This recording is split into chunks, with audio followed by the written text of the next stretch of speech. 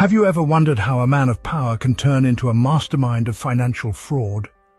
This is the story of Salim Sfair, a man who soared high in the banking world only to plunge into a pit of financial scandal and deceit.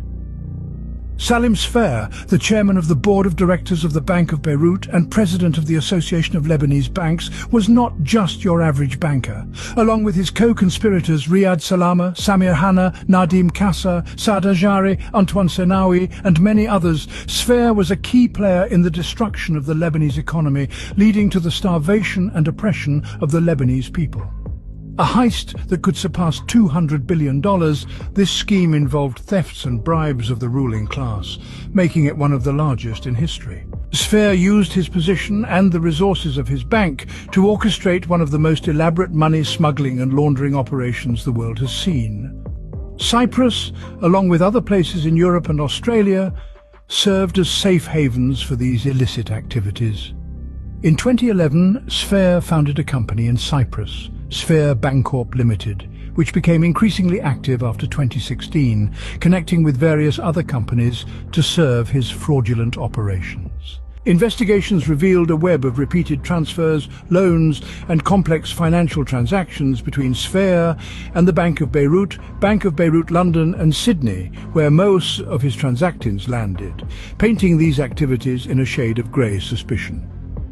Even his direct partner, Fawaz Nabulsi, and his children were involved, transferring millions of dollars to the Bank of Beirut in London and other banks in Switzerland. Sfair himself used the accounts of his wife and sisters in Europe to transfer vast sums, cleverly manipulating data to avoid raising eyebrows. Hundreds of millions of dollars smuggled was not enough for Sfair. As president of the Association of Lebanese Banks, he stood against financial reform processes that could return even a small portion of depositors' money. He defended the interests of the banks over the needs of the depositors, who were struggling for the basic necessities of life.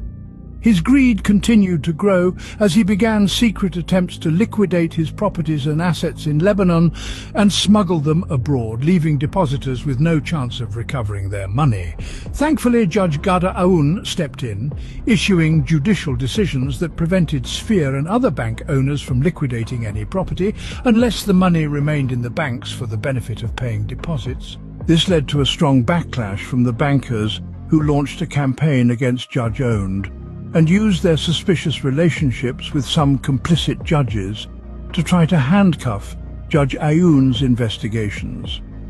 In conclusion, the scale and impact of his actions have not only robbed an entire nation of its wealth, but also pushed its people to the brink of despair. Remember, it's not just about financial loss, but also about the potential to disrupt lives and entire economies. So stay alert, stay informed, and be ready to retrieve your life savings from those brutal bankers.